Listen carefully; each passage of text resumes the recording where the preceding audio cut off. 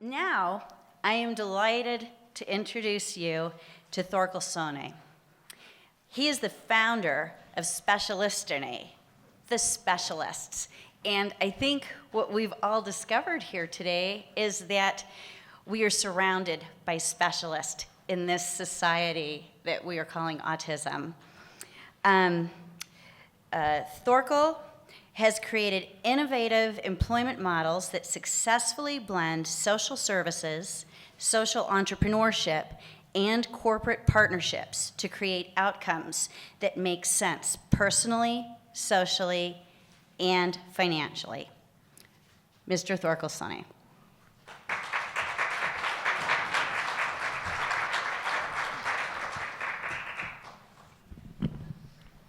Well, thank you so much, and it's a delight to have the closing remarks on such a wonderful day. I've been really impressed, and I can reflect on a lot of things that happened to me in my lifetime. One is that my youngest son, Lars, was diagnosed with autism when he was 3. That's 17 years ago now. He's a self-confident young man now, and I'm talking with him about autism sometimes, like the communicative, the social impairment, the cognitive rigid. And he says, I get it.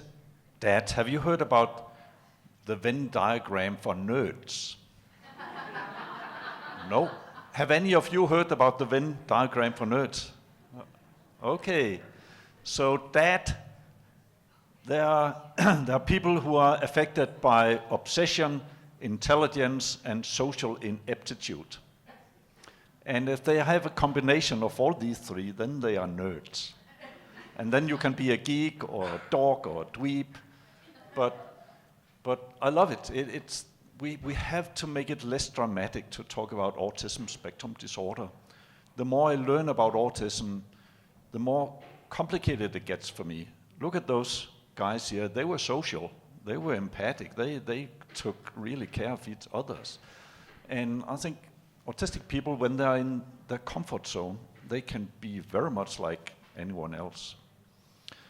And actually, disability at the UN level is described as an evolving concept, an interaction between the individual and the environment. But in a world where someone mentioned how difficult it is to go out and find a job for an autistic person and parents trying to help, when we go out in a world where autistic people are outside their comfort zone, it's really difficult, and you can see the disability. So we just have to create these comfort zones all over in our community. And we can do it because here in this table there are so many different stakeholders. There are so many parents who work somewhere, Boeing or another company, who could be the advocates in the companies to create all these comfort zones. For me, it's all about comfort zones in the work zones. Autistic people, where we can make the good match, they can be extremely skilled and extremely valuable for the companies. Lars has made me a social entrepreneur. So 13 years ago, I started Specialisterne with the goal to create these comfort zones in the work zones. I was contacted by parents from more than 100 countries who said, wow, we have awareness, we have hopes from awareness, but we need acceptance. From acceptance comes action. We need companies to say, yes, we want to hire these people, because companies is all about value, and if there are people who have talents that can be used by the companies, then the companies should make the accommodations needed to make use of that value. That's what companies live from. Where we need to go is the next step. We need appreciation in our society, not just in the companies, but in our society, for people who are different, like autistic people. Because if we can create this appreciation of neurodiversity and autistic people, then there would not be 15,000 vacant jobs here in the STEM sector in the Silicon Slope. It does not make any sense. There are so many autistic people who are or underemployed, and there are so many vacant jobs that could benefit from a good memory, pattern recognition skills, attention to detail, high accuracy in repetitive jobs, in tasks, but also people who think differently, who can come up with solutions that no one else have thought about. And in a global knowledge-based market economy, this is what you need.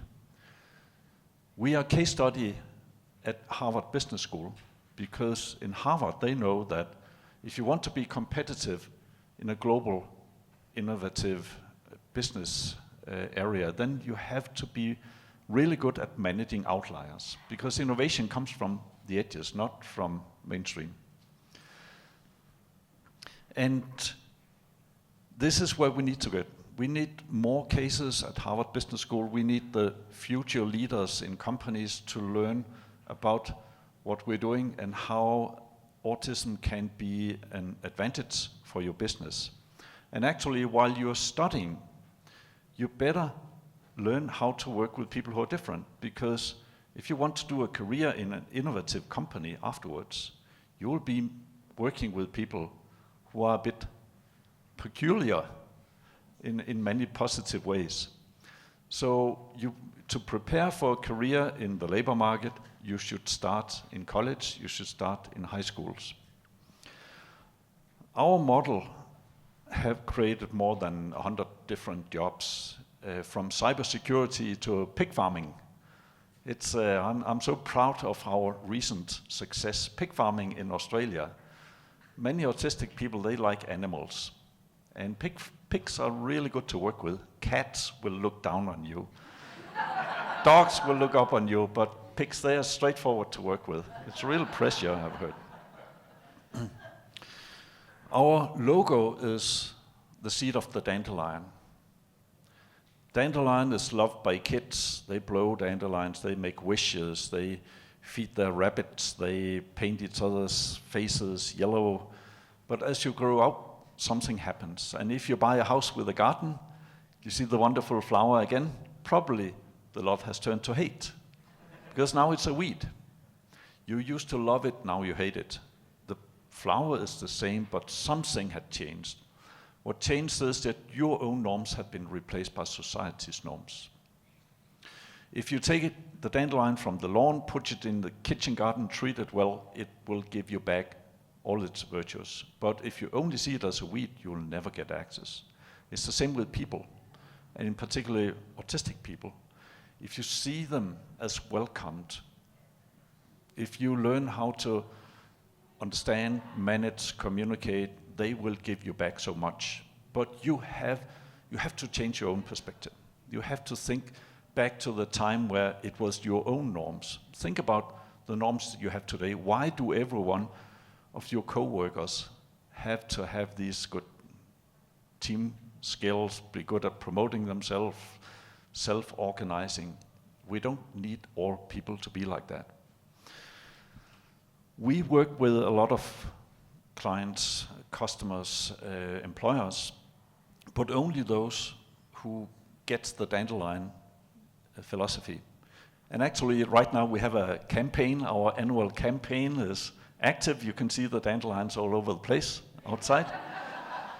So every time you see a dandelion, please remember, question yourself, do I see a weed or do I see an herb? And if you see the weed, then go back and think again. You could also see an herb. If we can teach that to all business leaders, go out, look in nature, remember when you were a kid, which flower did you love the most? And now you don't want it anymore close to you. So please rethink your norms. We only want to work with companies who understand our 4 values. One is respect. That difference is good, and it's the sum of different that makes a great team. and that we don't want them to employ autistic people to make them feel good. It has to be competitive, because that will be long-lasting solutions that can lead not just to a job, but also a career. Accommodation is important. Many have sensory issues. You can always find solutions to deal with it. Maybe people can work 30 hours instead of 40 hours per week. That should also be okay. It's clarity. Say what you mean what you say. We heard from Elliot, if just people said what they meant and set expectations clearly, then it'll be a much easier environment to navigate in. And the last part is accessibility. If there's a need for guidance, you should know how to get it, where to go for it. We have a 4-week standard model that we're working with Columbus Community Center to embed here. We use Lego Mindstorms robots a lot, because you can do a lot of innovative things with robots. And as long as it's fun, you forget many of the traditional expectations that autistic people cannot work in teams and so on. Actually, our experience is very, very good. We introduce an agile development framework called Scrum, where people can learn how to work in teams and to promote what they're doing, negotiate, accept compromises. Everyone could learn from that.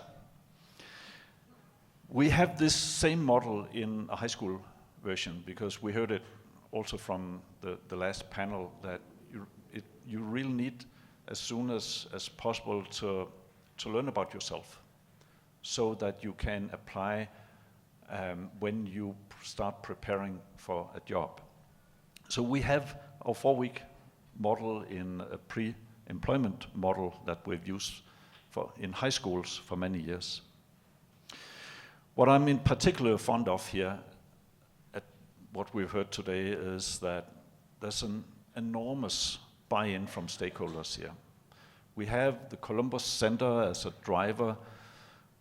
We have the Precisionist. It's a company that I've been working with for 3 years in Delaware. They have employed 50 autistic people using our model.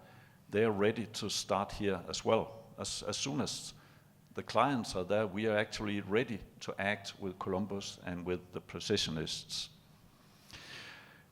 1.5 weeks ago, I was hosting an Autism Advantage luncheon at the United Nations, because autism is not a Utah phenomenon or Delaware or Danish phenomenon, it's a global phenomenon. And what we need is to discuss what can we learn from what happens across the world, and what can the world learn from Utah. Specialisterne has experience from 15 countries over 13 years. We'd be happy to bring our knowledge, what we've seen across the world, to Utah.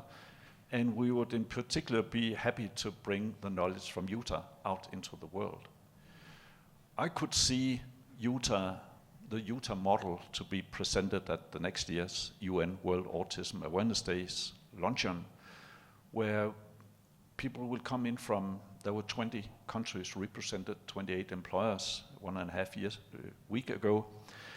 And I think you have so much to show. You have a very, very strong community.